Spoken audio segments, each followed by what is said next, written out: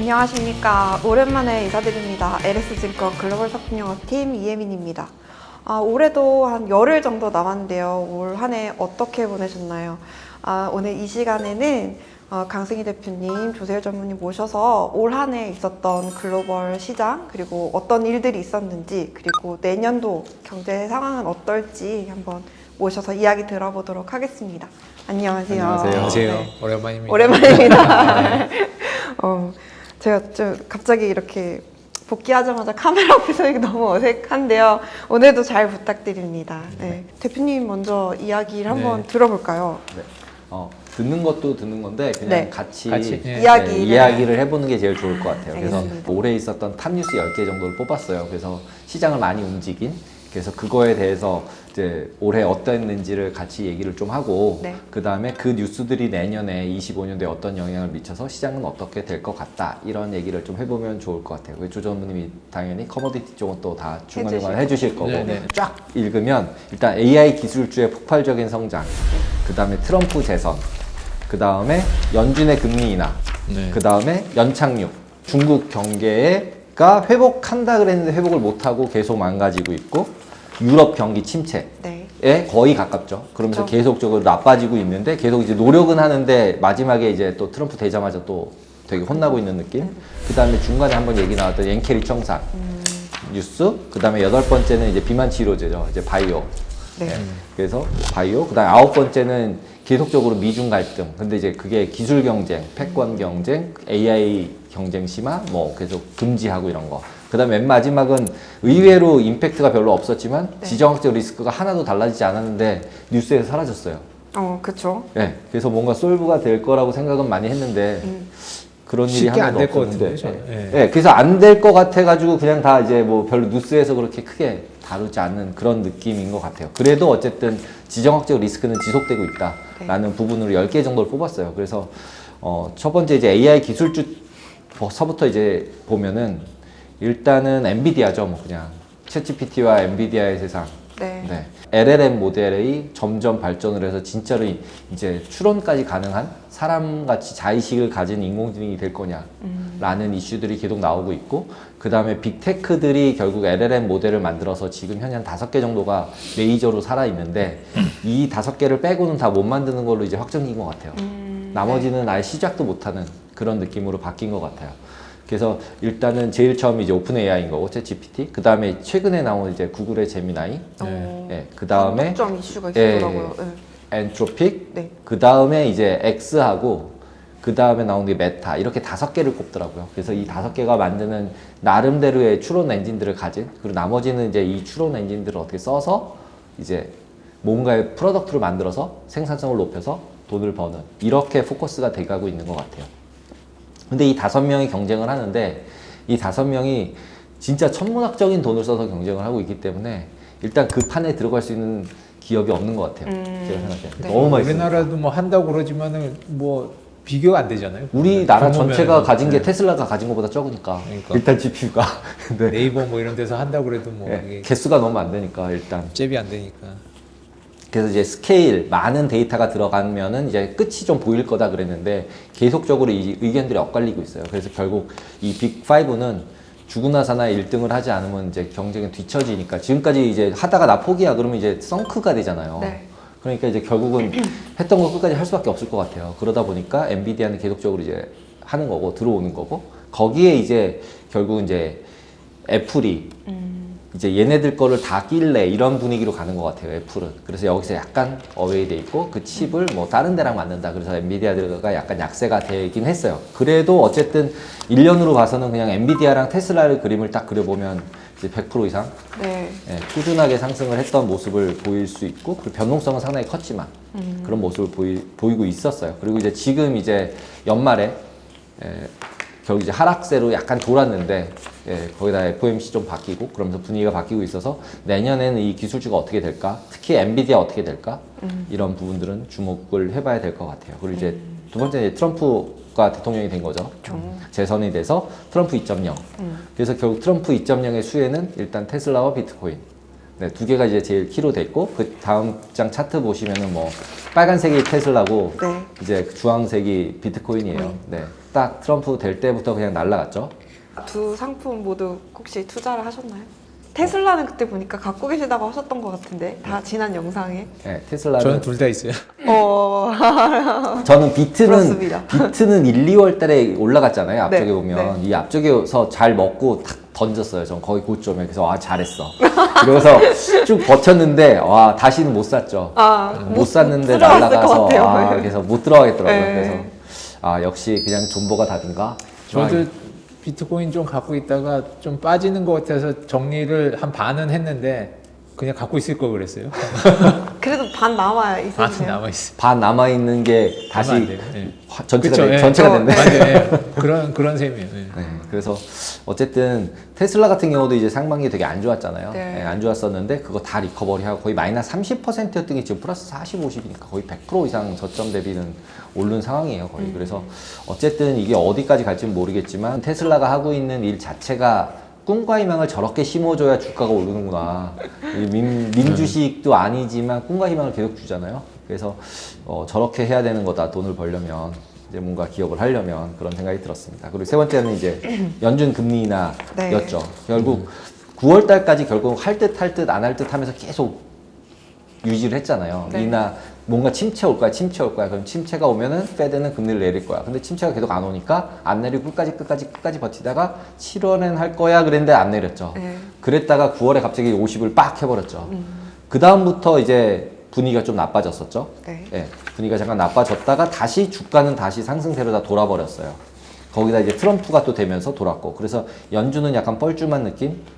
예, 나스닥도 그렇고 S&P도 그렇고 오히려 금리 인하를 하기 전에 빠졌다가 금리 인하를 시작하고 나서는 다시 올라가는 모습으로 바뀐 모습이에요. 그래서 실질적으로는 연준이 금리 인하를 하는 게 어떤 영향을 지금 임팩트가 내년엔 있을까? 지금도 이제 2번 한다, 4번 한다 그랬다 2번으로 바뀌었는데 FOMC 이번 12월 거에서 코멘트하면서 네. 바뀌었는데 과연 2번 하는 걸로 이게 해결이 될까?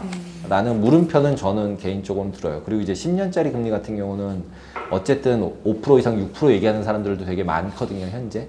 현재 이미 인플레이션 되게 많고 뭐 중립금리도 높고 뭐 이렇게 얘기를 계속 하고 있어서 5에서 6은 충분히 갈 수 있다라고 얘기를 하는데 과연 5에서 6을 유지를 하면 과연 미국에 있는 중소기업들이나 가게들이 견딜 수 있을까? 버틸 수 있을 것인가? 예, 근데 가게들은 어차피 저금리로 금리가 빠졌을 때 다 모기지를 롤오버를 다 바꿨을 것 같아요. 그래서 지금도 이렇게 경기가 좋은 것 같아요. 제가 생각할 때는 이미 낮은 상태에서 다 이제 갈아타 놨으니까 새로 살 사람들이 문제인 거지. 과거에 가진 사람들은 해피한 거죠.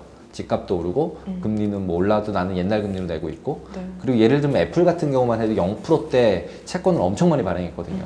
그러니까 그런 기업 빅테크 같은 기업들은 돈은 계속 또 있고 그러니까 어떻게 보면 빅테크가 돈놀이를 하고 있는 거죠. 옛날에 금리 낮을 때 채권 발행했던 거 현금으로 가지고 있다가 지금 이제 5%로 예금 넣어놓으면 이득이죠. 예, 이득이죠. 그렇게 있어서 기업들이 계속 AI도 투자할 수 있고 이런 것 같아요. 그래서 그러다 보니까 이제 빅테크 같은 경우는 뭔가 문제가 생기면 자꾸 안전자산이라는 얘기를 하잖아요. 네. 그러니까 국채가 안전자산이 아니라 빅테크가 안전자산이다. 뭐 이런 얘기들을 계속 하는 이런 상황이 된 게 이제 그런 요인들이 아닌가 싶어요.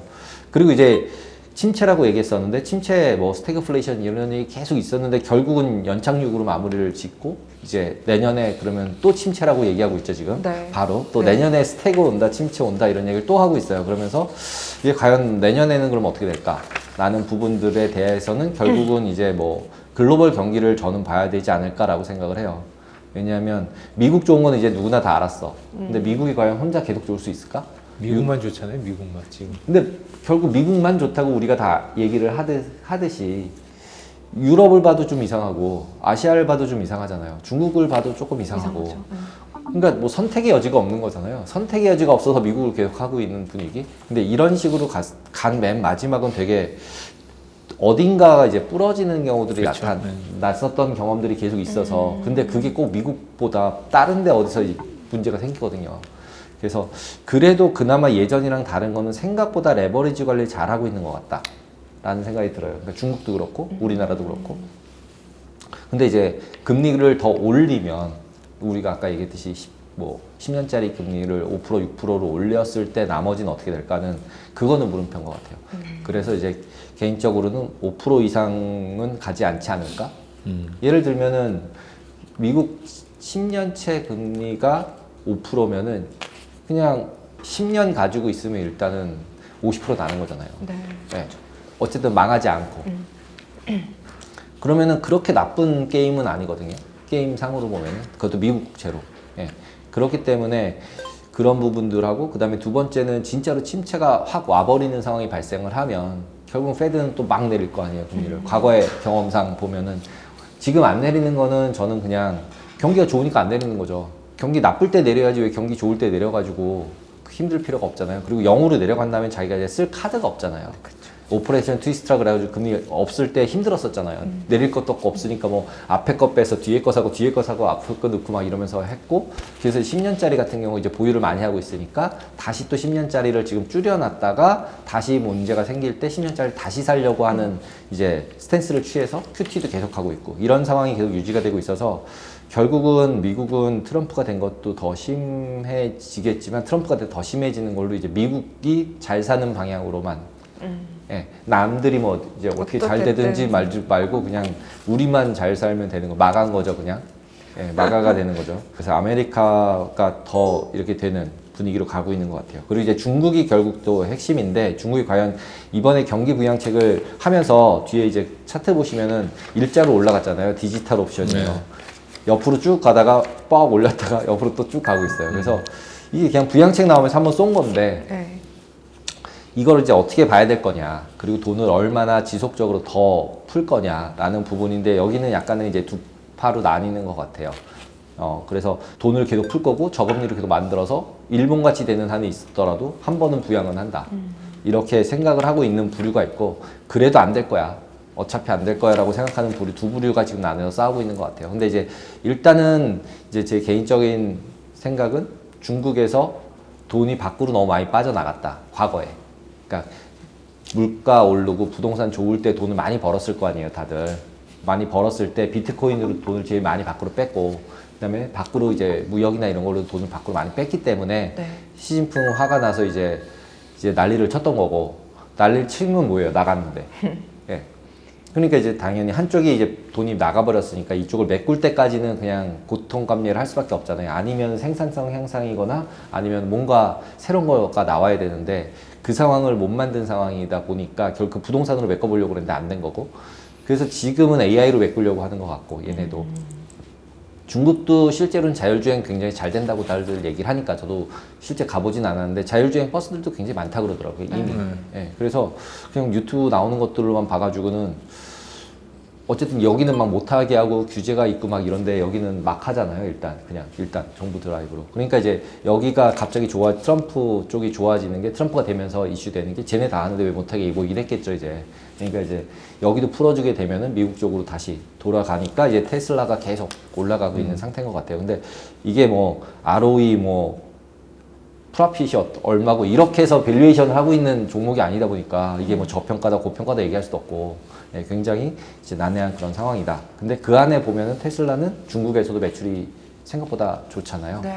그래서 실제 BYD랑 테슬라밖에는 메이저가 없다라고 할 정도로 지금 바뀌어가고 있어서, 우리나라도 이제 BYD 차 들어오면은 솔직히 전기차 값 반값인 것 같은데. 네. 네. 근데 성능 되게 좋대요. 그렇죠. 예. 네, 그래서 가성비 따지는 사람들은 엄청 사게 될 가능성도 있고. 중국 사람들은 뭐 전기차는 자기네게 훨씬 낫다고 생각하니까, 뭐 유럽산 뭐 벤츠, BMW 이런 거보다. 네. 예. 그러니까 우리나라에 들어와서도 뭐 괜찮지 않을까 생각이. 네, 저도 들어오면은 사람들 생각보다 많이 살 것 같아요. 타보면 좋으면. 네. 그런 것 같고, 그 다음에 이제 유럽은 이제 경기 침체 극복하려고 열심히 노력을 해가지고 열심히 끌어올렸었는데, 이제 트럼프가 되면서 망가졌죠, 다시. 네. 그래서 뒤에 차트 보시면은 딱 유로가 이제 딱 트럼프 되기 전에 이렇게 쭉 열심히 끌어올렸는데 좀 빠지기 시작했다. 트럼프 되면서 이제 완전히 빠졌죠. 바닥으로 와서 이제 1대1 얘기하고 있죠. 근데 이 와중에 결국은 또 이제 정정 불안이 생겼죠. 프랑스랑 독일에서. 이제 집권 여당들이 계속 불신임 투표 받고 잘리고 새로 투표하고 정정 불안이 돼버린 거죠. 거기에 뭐 우리나라도 또 그렇고. 그러니까 이제 전 세계가 기본적으로는 정치적으로 불안한 상태가 돼가고 있는 모습을 보이고 있어서, 이러면서 이제 또 딱 대통령이 신규로 된 미국 같은 경우는 이제부터 흔들리진 않을 거 아니에요. 자기 맘대로 해서 그렇지. 불확실하지만 그는 어쨌든 미국을 잘 되게 하겠다, 기업이 돈을 벌게 하겠다라는 거에 대한 거에 대해서는 확실하게. 확실하게 네. 있으니까 자꾸 이제 미국 주식이 더 안전해 보이는 이런 상황인데, 너무나 이제 그 신뢰도가 높아갈 때가 가장 네. 위험할 때였던 기억이 계속 나서 어쨌든 저는 지금 현재 내년은 분산하는 투자를 계속 해야 되지 않나라는 생각이 들어요. 그 다음에 엔캐리 트레이드 청산되는 것들도 결국은 속도. 여기 지금 뒤에 차트 보시면은 이 파란색이 된 데가 네. 그 뭐냐면 러셀이 급등을 하고 나스닥이 급락을 할 때예요. 7월 달. 네. 이러면서 뭐 순환매라고 처음에 막 얘기했다가 왜 그러냐 막 이러다가 나온 단어가 이제 엔캐리 트레이드 청산되는 거 아니야? 이러면서 나왔다가 그 다음에 실질적으로 이제 8월 초에 이제 와장창 빠지면서 이제 뭐 블랙 먼데이가 있었죠. 우리나라도 네, 그렇고. 네. 그게 지금 빨간 선이에요. 그러니까 이미 시그널을 한 달 전쯤에 한번 있었네요. 네. 줬었고 그 시그널에 맞춰져서 엔캐리다 아니다 어쩌고 저쩌고 했는데 진짜 와장창 빠지고 났더니 엔캐리다. 네, 그래서 N이 청산됐다. 그러면서 뒤에 가서 보시면 그때 이후로 주가는 다 올랐어요. 그러니까 결국은 레버리지가 굉장히 몰려 있을 때는 결국은 한번 이제 이런 정리가 좀 일어나고 네. 일어나고 나면은 다시 한번 가더라. 그러니까 이제 우리나라 같은 경우도 어쩌면은 미국보다 우리나라가 더 좋을지도 모른다는 생각이 드는 게 너무 내려가니까 너무 내려가니까. 근데 이제 특별하게 카탈리스트를 못 찾겠어요. 뭐 때문에 올라가야 되지라는 부분을 못 찾겠다라는 문제가 계속 있어서 뭔가의 그런 이제 단서들만 있으면, 그리고 이제 외국인들이 한국에 올 수밖에 없죠. 우리가 계속 나가잖아요, 지금. 네. 예. 우리가 다 외국으로만 투자하겠다고 그러고 있기 때문에 외국인이 안 들어오는 한은 쉽게, 또 우리 이렇게 한번 마음 정하면 이렇게 쉽게 안 들어오잖아요. 네. 마음 정하기 힘들어서 그렇지 마음 정하면 뒤도 안 들어보잖아요. 네. 그래서 이제는 자꾸 미국 주식 너무 많이 하는 것 같아가지고 그런 부분이 있습니다. 그리고 이제 헬스케어랑 바이오 산업 약진하는 거에 이제 핵심으로 이제 비만 치료제가 나왔고, 비만 치료제가 거의 만병통치약인 것처럼 막 자꾸 이제 포장돼 가고 있고, 그 다음에 또 AI가 여기랑 연결되면서 단백질 구조나 이런 거 AI로 풀 수 있는 게 실질적으로 이제 검증이 된 거잖아요. 노벨상을 타셨으니까. 네, 네. 그러니까 당연히 이쪽은 지속적으로 성공하는 데와 성공하지 못하는 데가 나뉘면서 계속 이제 업다운이 있을 것 같다라는 생각이 들어요. 그리고 이제 패권 경쟁하는 거는 이제 AI 기술 분야 부분들 계속 이제 한쪽에서는 수출조차 못하게 해서 발전을 못하게 하고 싶은 거고, 한쪽에서는 이제 그렇게 못하게도 나는 할 거야 그러면서 가고 있는 거고, 이런 상황에서 이제 우리나라 같은 경우는 반도체 같은 경우는 이제 삼성전자가 중국 반도체 회사들이 삼성전자가 만든 걸 다 만들어 버린 것 같아요. 제가 볼 땐. 그래서 자꾸 외국인들 셀도 많고, 예. 그러니까 과거 거를 가지고는 이제는 중국이랑 경쟁을 못 하는 거죠. 그것도 영향이 있는 것 같고, 그러다 보니까 그런 기술력이 이미 다 이제 어느 레벨 이상으로 중국도 올라와 버렸기 때문에 결국은 둘이 경쟁을 하는 거고, 미국의 입장에서는 내비려두면 쫓아오니까 네. 확실하게 선을 긋는 거다라고 보시면 될 것 같아요. 그래서 의외로 그래도 중국도 저렇게 일자로 올려서 뒷장에 빨간색 보시면은 중국도 그래도 많이 올라왔어요. 그러네요. 네, 올라왔어요. 그냥 뭐 단기적으로 올렸지만. 그리고 이게 이제 숏 커버링이라는 얘기도 있어요. 숏 커버하느라고 올려서 위로 끌어올려놨는데 저렇게 많이 올라갈지 모르는 거죠. 숏 커버링 하면서 자기네들도. 근데 아무도 파는 놈이 없는 거를 이제 안 거죠. 그럼 이제 숏 무서워서 못 치죠, 이제. 예. 이런 상황인 것 같아요. 그리고 이제 지정적 리스크는 러시아, 우크라이나 계속 장기화되고 있고, 중동도 이제 이란이랑 뭐 이스라엘이랑 뭐 화해하는 느낌이 좀 있었으나 분위기가 또 그게 아니죠. 시리아도 그렇고. 네. 이거 뭐 둘이 끝냈다 그래놓고 다시 더 싸우고 막 우라늄 막 제조한다 그러고 이러니까 더 분위기 더 이상하고, 그래서 이건 뭐지? 뭐 막 이런 느낌입니다. 그래서 저는 더 커질 것 같아요. 앞으로 보면. 더 커지면 진짜 힘든 거 아닌가요? 아니 일단은 뭐 트럼프 대통령이 이제 남의 나라 일에 끼는 걸 별로 안 좋아하잖아요. 보면은 네. 예, 자국 위주로 하다 보니까 이제 지금도 보면은 계속 이런 게 뭐 트럼프 대통령은 계속 내가 되면 이제 뭐 끝내겠다 그러죠. 하루 만에 끝낼게 뭐 이렇게 얘기는 하지만은 일단 뭐 끝낼 수는 있겠죠. 지원 안 되면 끝내지만은 앞으로 보면 점점 더 이제 트럼프는 그런데 관여 안 하고 이제 나토에서도 뭐 탈퇴하겠다 뭐 이런 얘기도 하고 그러니까, 그러면은 이제 그걸 중심을 잡아주는 이제 큰 형님이 안 계시면은 뭐 밑에 있는 애들끼리 이제 치고받고 하는 일이 점점 더 늘어나지 않을까, 뭐 그렇게 생각. 큰 전쟁은 없어진다 하더라도 계속 이런 분쟁들은 계속 지속되지 않을까. 네, 그렇게 생각이 됩니다. 네, 그럴 가능성이 생각보다 더 많아지고 있는 것 같아요. 네. 지금 말씀하신 대로. 그래서 내년에 대해서 생각보다 좋게 보는 사람들이 뭐 지금 뉴스에서는 뭐 S&P 7천 간다고 8천 간다고 얘기 나오는데 많이 그렇게 보는데 의외로 포지티브하게 보는 사람은 생각보다 없는 것 같아요. 전반적으로. 그러니까 그 하나의 예 중에 하나가 이제 예를 들자면은 그 블랙락에서 네. CTA ETF도 냈어요. 새로. 네, 그래서 내년에 아마 출시일 거예요. 1월 달에. 12월인가 1월에 출시를 할 거예요. 네.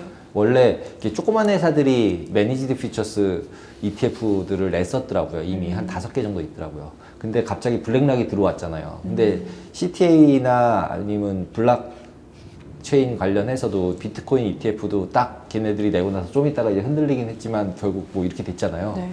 그것처럼 약간 이제 콜레이션이 낮은 프로덕트를 뭘 찾고 싶은 건가 아닌가? 예, CTA 전략 자체가 일단은 어떤 에셋하고 상관관계가 낮으니까 실질적으로는 분산 투자를 하는 데 있어서 이제는 채권 주식 분산 투자라고 얘기하기 되게 어렵잖아요. 둘이 같이 올라갔다 둘이 같이 내려가니까. 네. 예, 그래서 그런 이제 전략에 따른 뭔가 상품들을 계속 만들어서 얼터너티브 에셋을 이제 부동산도 중국도 힘들고 미국도 힘들잖아요, 솔직히. 예, 그래서 그런 부분들이 있지 않을까라고 생각을 합니다. 그래서 이제 그 다음으로는 이제 지금까지 말씀드렸던 건 이제 올해 그 매크로 20대. 시장을 간단히 그러면 정리를 해보면 뭐 기술주, 그다음에 트럼프, 지정학적 이슈 이 정도가 될 것 같아요.